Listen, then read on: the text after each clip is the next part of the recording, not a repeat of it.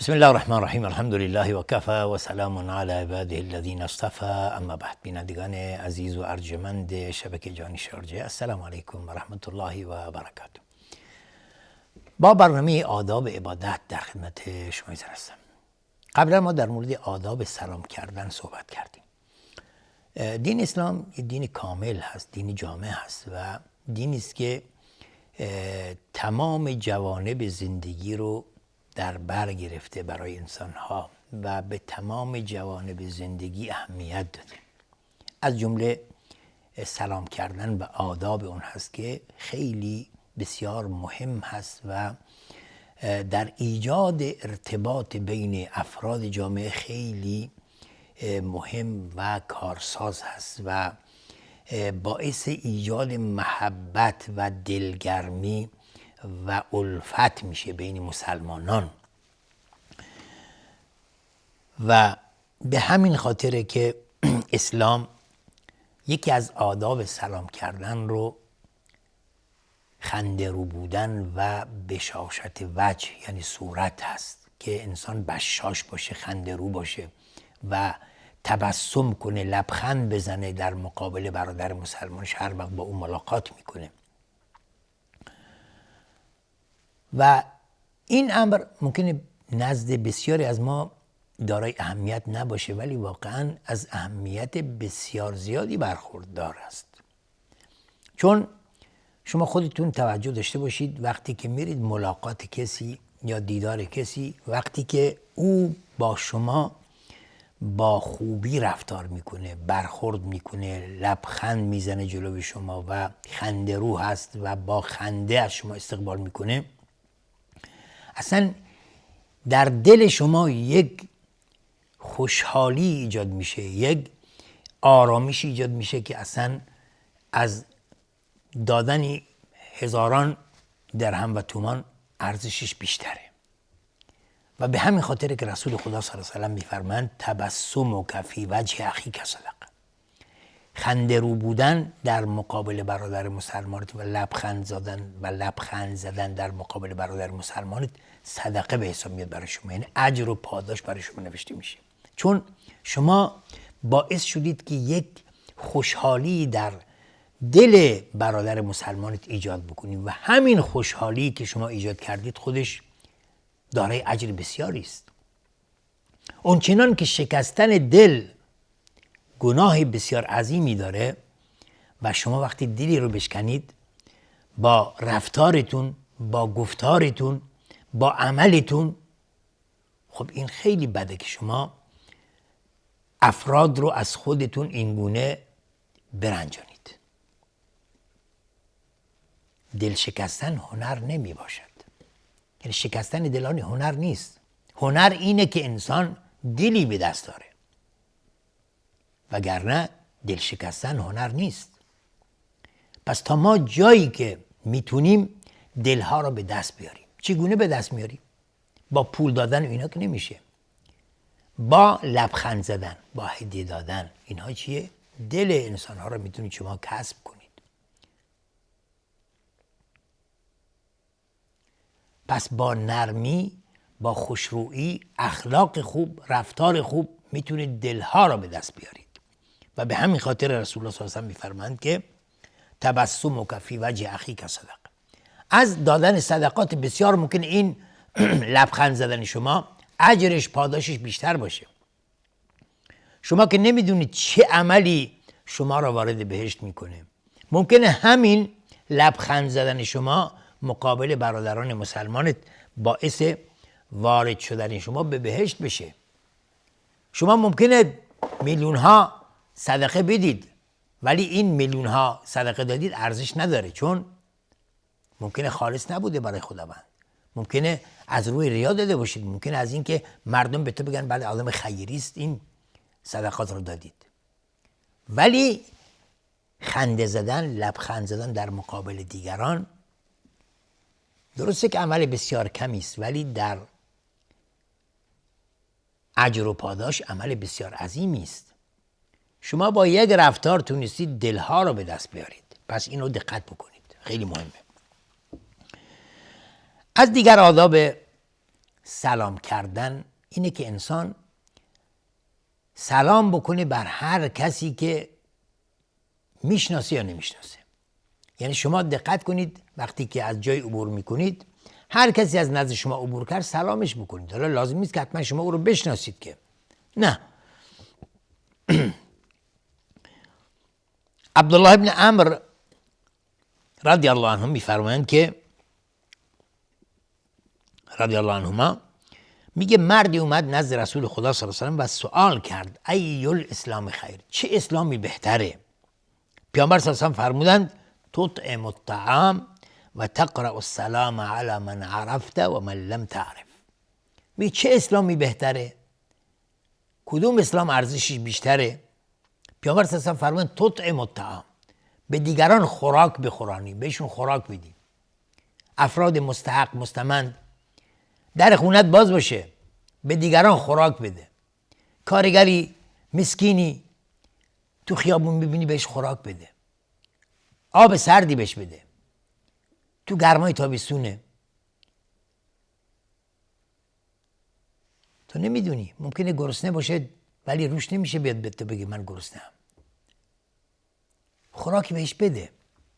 و تقرأ السلام، و سلام بکنی بر هر کسی که میشناسی و نمیشناسی. فرقی نمیکنه برات که این دوستت یا دوستت نیست. مسلمان باشه سلامش کن. رسول خدا صلی الله علیه و آله همیشه پیش قدم بودن برای سلام کردن. پس لازم نیست که حتما ما طرف مقابل رو بشناسیم که سلامش بکنیم. نه، هر کسی توی خیابون داری میبینی رد میشی سلام بکن، سلامش کن. از تو که کاسته نمیشه چیزی، کم نمیشه چیزی، بلکه اینها همه اجر و پاداش در صحیفه شما در پرونده اعمالت ثبت میشه. همه اینا فردای قیامت که میبینی و میایی میبینی واقعا عجب حساب شما بالا رفته و چقدر حسنات در حساب پسنداز شماست که خودت تعجب میکنی. از دیگر آداب سلام کردن اینه که ما هرگز به یهود و نصارا سلام نکنیم، یعنی شروع کننده سلام نباشیم، حتی هم به زبون خودشون. کسی که غیر مسلمانه شما شروع به سلام کردن نکنید، آغاز کننده سلام نباشید. رسول خدا صلی الله علیه و آله در این باره میفرماند لا تبدأ الیهود ولا النصارى بالسلام، یعنی هرگز شما شروع کننده سلام کردن برای یهود و نصارا نباشید. و اذا لقیتم احدهم فی طریق فاضطروهم الی ضیق، یعنی این عزت یک مسلمان رو میرسونه.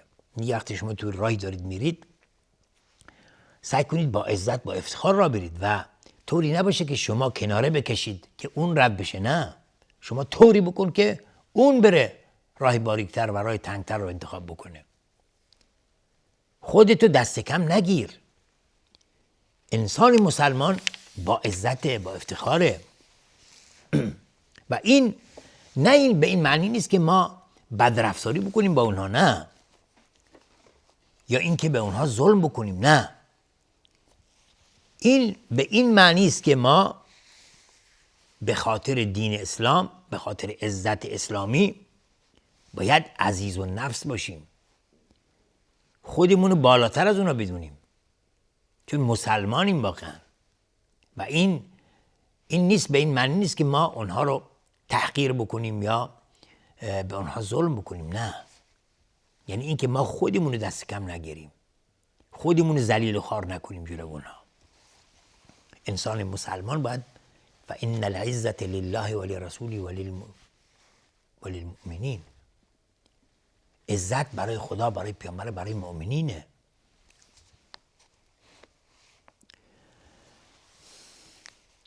از دیگر آداب سلام کردن جواب دادن سلام به غیر مسلمان. وقتی یک غیر مسلمانی به شما سلام میکنه شما جواب چی میدید؟ بگید و علیکم.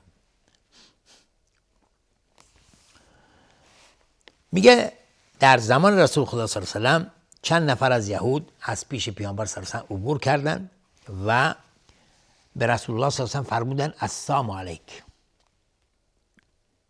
رسول خدا در جواب آنها فرمودن و علیکم.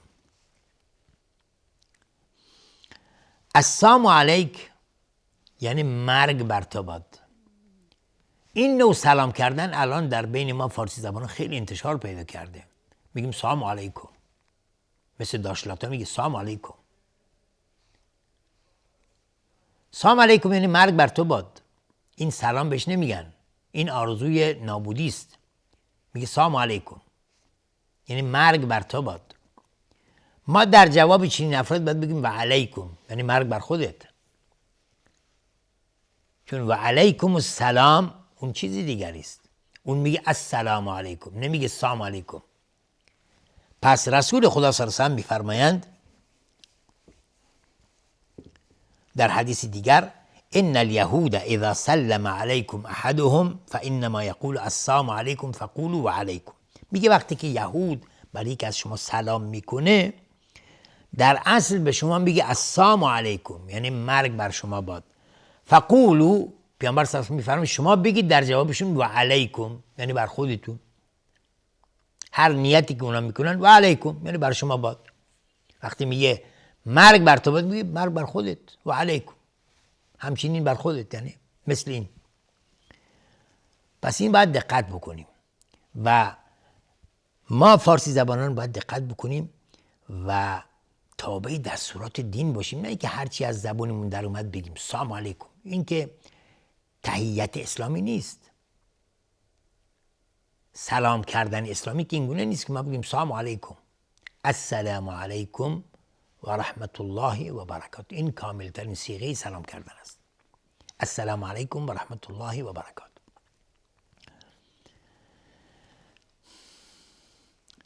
از دیگر آداب سلام کردن، اگر شما از جای عبور کردید یا مجلسی عبور کردید که هم مسلمان درش هست هم غیر مسلمان، اینجا سلام میکنید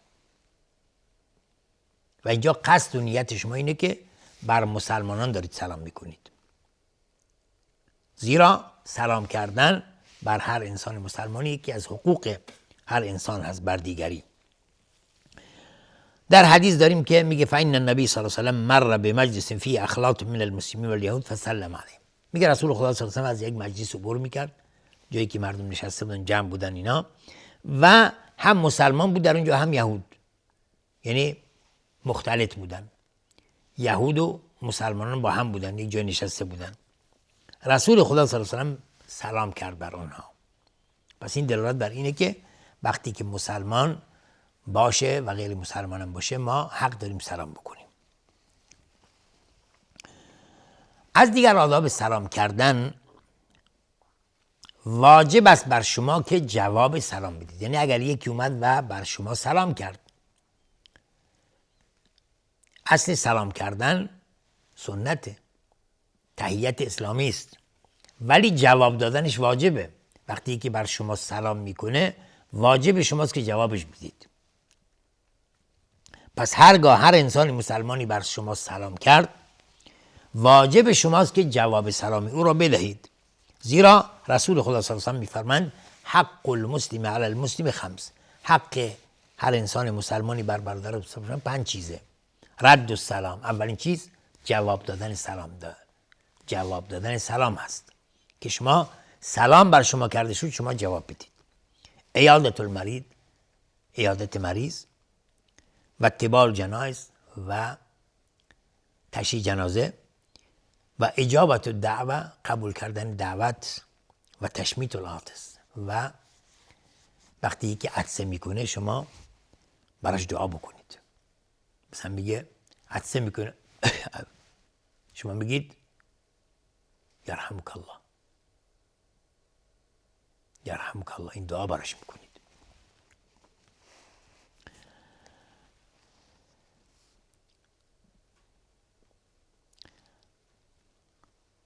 اما وقتی که جماعتی نشسته باشند شما سلام میکنید، لازم نیست که تمام اون افرادی که نشستن همه جواب بدن. یکی جواب بده کافی است. رسول خدا صلی الله علیه و در این باره میفرمایند یجزئ عن الجماعه اذا مروا ان یسلم احدهم و یجزی عن الجلوس ان یرد احدهم.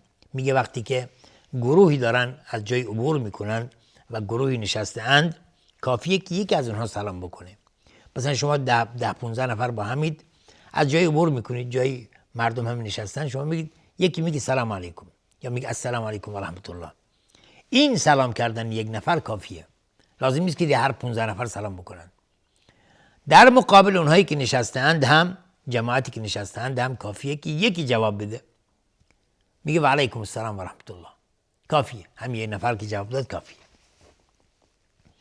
از دیگر آداب سلام کردن، جواب دادن سلام به بهترین نحوه و بهترین روش. یعنی وقتی که یکی میاد به شما سلام میکنه، خداوند در قرآن کریم میفرماید و اذا حییتم بتحیة فحیوا باحسن منها او ردوها.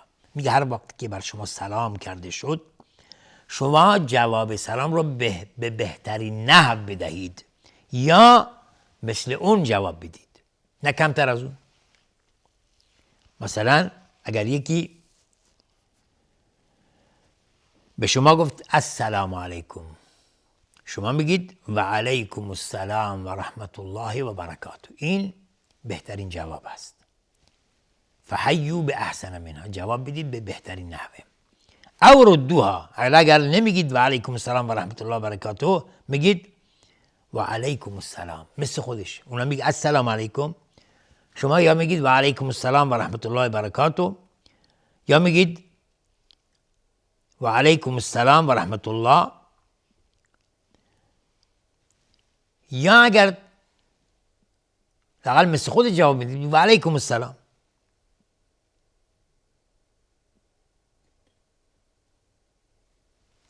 پس این نحوه جواب دادن سلام است. حالا اگر یکی به شما گفت السلام علیکم و رحمت الله و برکاته، کامل صیغه سلام به شما گفت، حالا شما چگونه جواب میدید؟ شما میگید و علیکم السلام و رحمت الله و برکاته و مغفرته، کاملتر جواب میدید و علیکم السلام و رحمت الله و برکاته و مغفرته. پس این نحوه سلام کردن است. حالا چند وجه شد. اگر به شما گفتن که السلام علیکم، شما 3 حالت میتونید جواب بدید. میگید و علیکم السلام و رحمت الله و برکاته، یا میگید و علیکم السلام و رحمت الله، یا میگید و علیکم السلام. اگر اون به شما گفت و علیکم السلام علیکم و رحمت الله و برکاته، شما میگید و علیکم السلام و رحمت الله و برکاته و مغفرته، یا میگید و علیکم السلام و رحمت الله و برکاته مثل خودش. کمتر از خودش دیگه نمیگید بگید و علیکم السلام، باید یا مثل خودش باشه یا بهتر از خودش باشه. پس این نحوه جواب سلام هست. انشالله که خداوند به همه ما توفیق بده که تابع دستورات دین مبین اسلام باشیم. تا دیدار دیگر و برنامه دیگر، همیشه شما رو به خداوند بزرگ میسپارم و آخر دعوانا ان الحمدلله رب العالمین و السلام علیکم و رحمت الله و برکاته.